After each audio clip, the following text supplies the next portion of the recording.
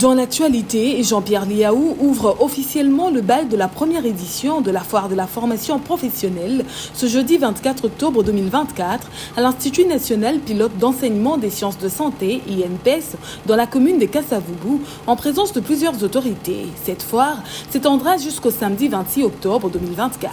Dans un constat fait par nos reporters, le danger reste très fréquent à Kinshasa avec des câbles aériens de la Société nationale d'électricité répandus ça et là à travers la ville.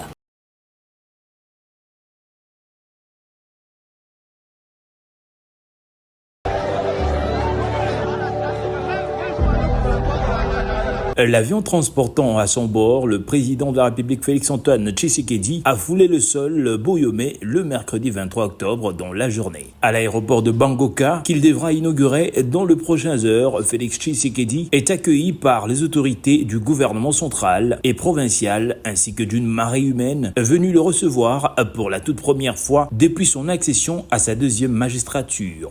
Pour une visite officielle de 3 jours qui sera sans repos, le chef de l'État a tout d'abord tenu un meeting à la place de la Poste d'où il n'a pas échappé l'occasion de donner de précisions et assurances sur plusieurs questions d'actualité de la République, entre autres celle de la révision constitutionnelle auquel il s'aligne. Pona la Sabino que constitution nabiso ezali malamote et salemaka d'ailleurs namboka bapaya et puis na bapaya bango moko bazui ba mode de fonctionnement na bango bayeko pesa biso yango awa biso constitution na biso esengeli esalema sur base ya bizaleli na biso moko peuple congolais.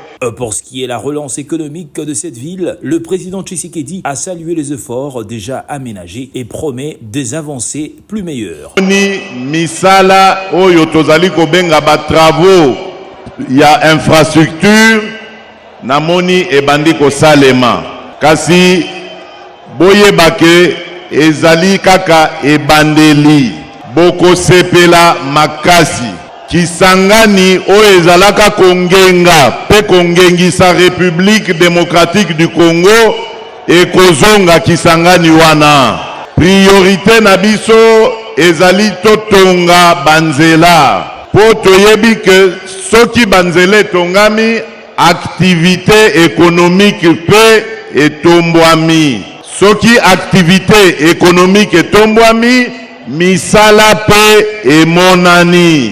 Par ailleurs, Félix Tshisekedi a également abordé d'autres thèmes essentiels tels que l'éducation, la santé et le développement économique, tout en réaffirmant son engagement à promouvoir un accès équitable aux services pour tout le Congolais.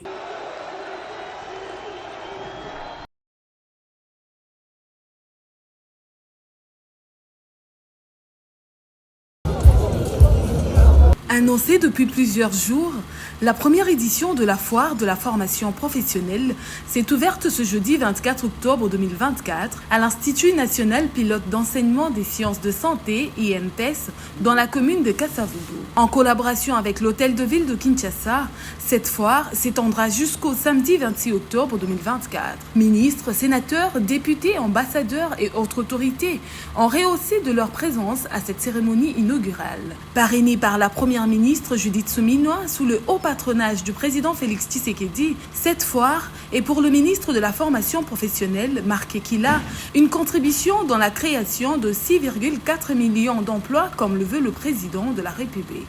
Est apparu comme un cadre devant répondre à la nécessité d'accélérer d'une part les processus de création d'emplois dans nos pays et d'autre part de creuser les valorisations des corps de métiers dans différents domaines et filières de la vie nationale. Après plusieurs discours et le témoignage de quelques apprenants, le vice-premier ministre, ministre de la fonction publique et représentant personnel de la première ministre, Jean-Pierre Liaou, a pris la parole pour ouvrir officiellement la foire de la formation professionnelle.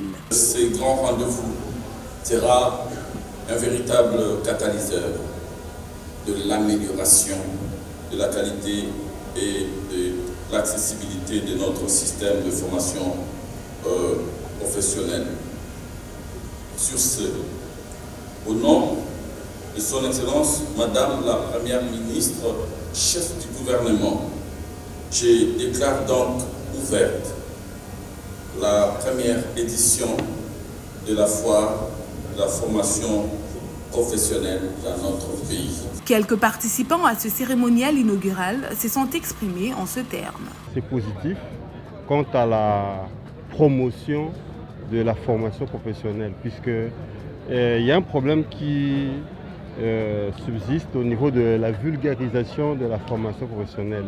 Pour que les parents sachent c'est quoi le ministère de la formation professionnelle et quel est l'apport au niveau du pays, de la nation. Tout le monde aujourd'hui, l'aspect genre, vous savez qu'on doit tenir compte de tous ces aspects. Et les femmes et les jeunes, tous doivent travailler d'un commun accord pour aider le pays à aller de l'avant. Tout au long de cette foire, un comité scientifique réfléchira avec toutes les parties prenantes à élaborer une feuille de route qui servira de plan d'action pour la supervision du ministère.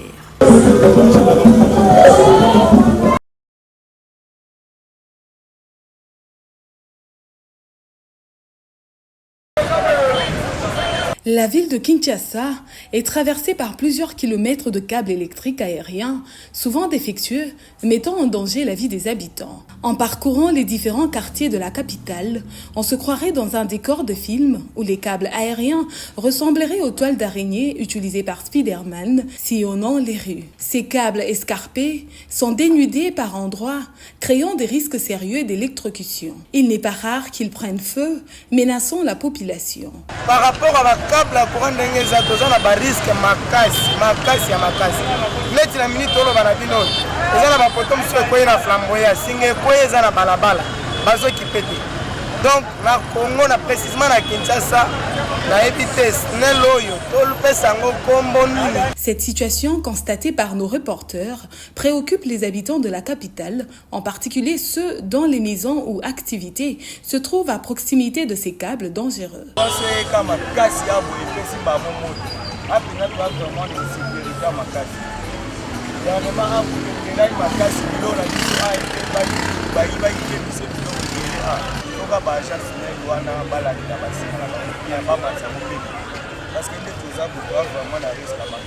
La Société nationale d'électricité devrait intervenir pour sécuriser ces installations.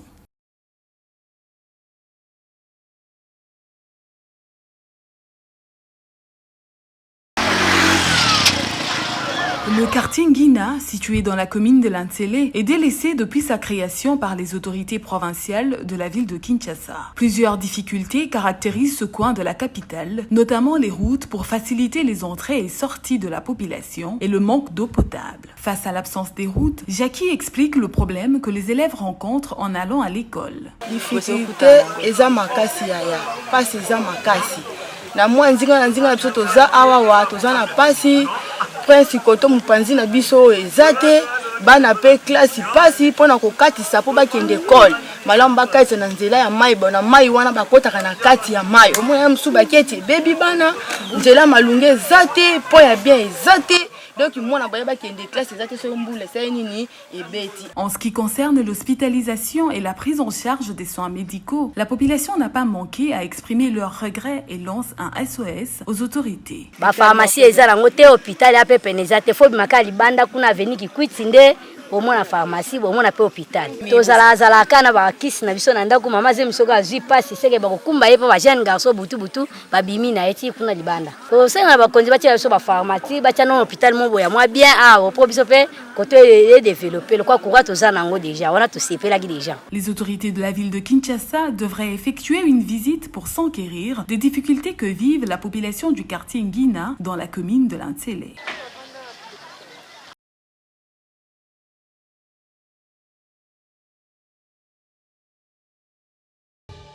La première ministre Judith Suminwa-Tuluka a profité de son séjour à Bruxelles pour échanger avec les représentants d'associations de Congolais en Belgique. La chef du gouvernement a exprimé sa volonté d'intégrer leurs préoccupations dans la politique publique de la RDC. J'ai quitté la Belgique il y a 27 ans. Je ne pensais pas qu'il y a 27 ans que je me retrouverais un jour ici en tant que Premier ministre.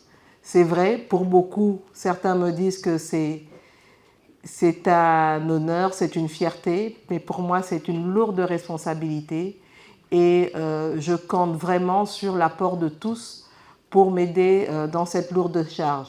Et pour ça, c'est toujours bien de pouvoir échanger avec vous, avoir, vous qui avez un regard extérieur par rapport à ce qui se passe chez nous au pays, pour pouvoir me dire ce que vous en pensez, ce qu'il en est pour vous et comment on peut faire mieux. Les Congolais de la diaspora de Belgique ont loué la promptitude de la Première ministre à les rencontrer. Les artistes se sont dit prêts à rentrer au pays pour apporter leur pierre à l'édifice. Nous avons recommandé tout simplement que nous pensons que la culture n'est pas un enfant pauvre dans le développement du pays, que la culture peut vraisemblablement et efficacement plutôt contribuer à faire de la richesse au Congo. Pour la chef du gouvernement, ces dialogues ouverts et inclusifs est essentiel pour construire un avenir meilleur pour la République démocratique du Congo. La promotion du dialogue constitue l'un des principes directeurs qui guide l'action du gouvernement souminois.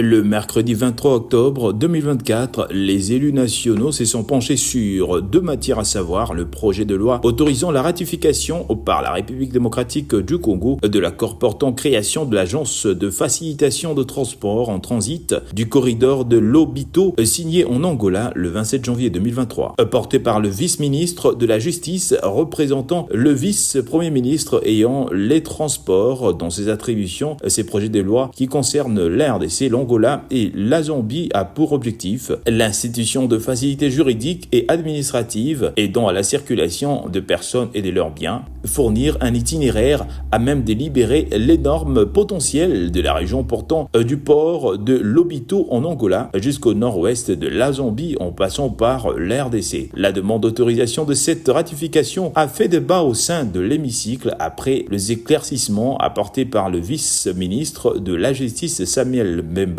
réagissant aux diverses interventions des élus nationaux. La ratification a été autorisée par la plénière. Par ailleurs, la plénière a sollicité que le gouvernement communique les mesures d'assouplissement telles que décidées par le Conseil des ministres afin de permettre la levée de certains équivoques. Après cette prorogation de l'état des sièges pour la 84e fois, l'heure est maintenant à l'évolution de cette mesure, une nouvelle voie sur laquelle la plénière a décidé de s'élancer.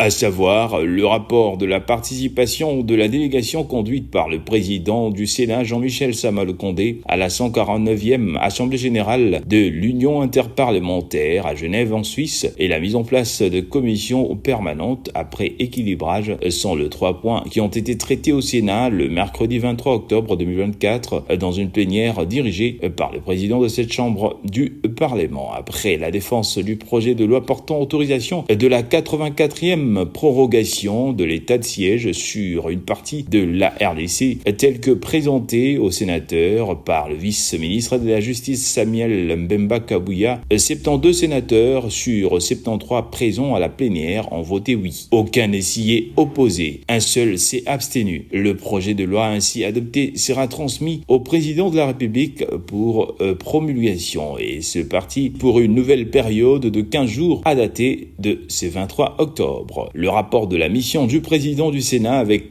toute sa délégation constituée des députés nationaux et des sénateurs a également été adopté après lecture et le bureau le transmettra par écrit aux sénateurs.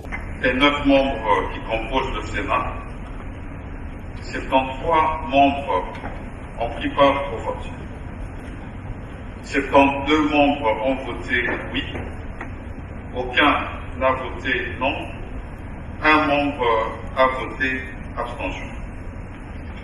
En conséquence, le Sénat vote le projet de loi portant autorisation de la prorogation de l'état de siège sur une partie du territoire de la République démocratique du Congo. Enfin, la plénière s'est penchée et a adopté la composition de 10 commissions permanentes du Sénat après équilibrage, notamment la commission PAJDH avec 11 membres, et TD 8 membres, ECOFIN 14 membres, DSF 12 membres et DDRNT 12 membres, IAT 10 membres.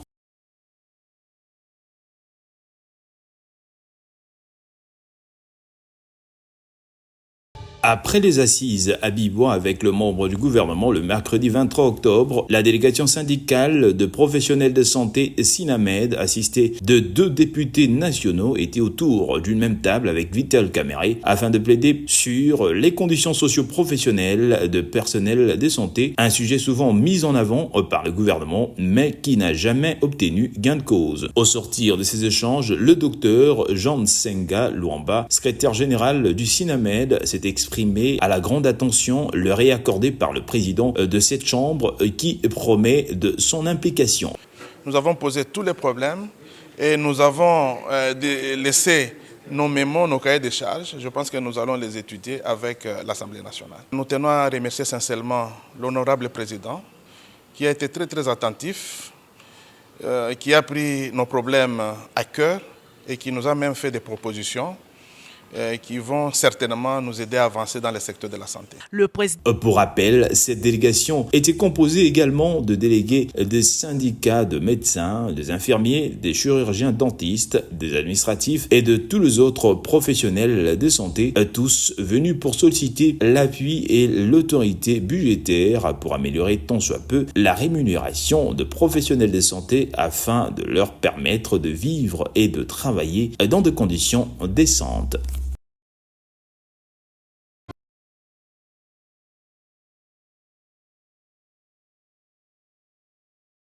Dans le cadre de l'amélioration de l'enseignement technique en République démocratique du Congo, le mercredi 23 octobre 2024, le ministre de la formation professionnelle Marc Ekila a annoncé la fermeture de plus de 88 centres de formation professionnelle en raison du non-respect des critères de viabilité. Cette annonce a été faite au cours d'un briefing presse du ministère de la Communication et Médias. La formation se faisait un peu pas dans les normes. Et nous avons rapidement instauré une commission d'agrément pour passer au PNF et éviter ainsi toute complaisance parce que la formation professionnelle, comme nous le disons, c'est un levier important pour le développement du capital humain et il faut être très sévère. En conséquence, le numéro 1 de la formation professionnelle a exprimé sa volonté de retirer les agréments accordés à ces établissements non conformes. Marc Ekila a également précisé qu'une commission d'agrément est déjà mise en place pour évaluer la situation de centres concernés. Cette commission aura pour mission d'inspecter les établissements afin de déterminer leur capacité à offrir une formation de qualité. Cette démarche vise également à renforcer la crédibilité du système éducatif professionnel en République démocratique du Congo. Ceux qui ne respecteront pas ces exigences, a-t-il affirmé, risquent de voir leur établissement fermé définitivement.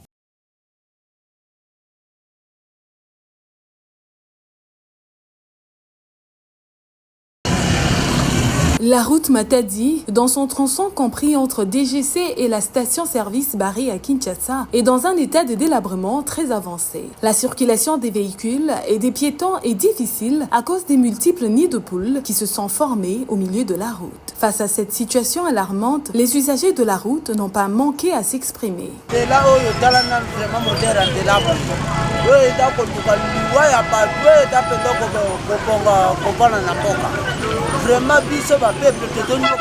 Route Matadi awa précisément na côté ya DGC vers station Barre toza na problème moko eza awa ya mabulu esalami trop na nzela oyo eza na libulu moko esalami awa na station Barre en tout cas ezo handicapé biso mpona kosala parce que surtout soki okomi après midi eza pasi mpo okóma na DGC donc ezocréer embouteillage et puis soki mbula ebeti passage est vraiment impossible. D'autres lancent un SOS aux autorités routières de leur venir en aide.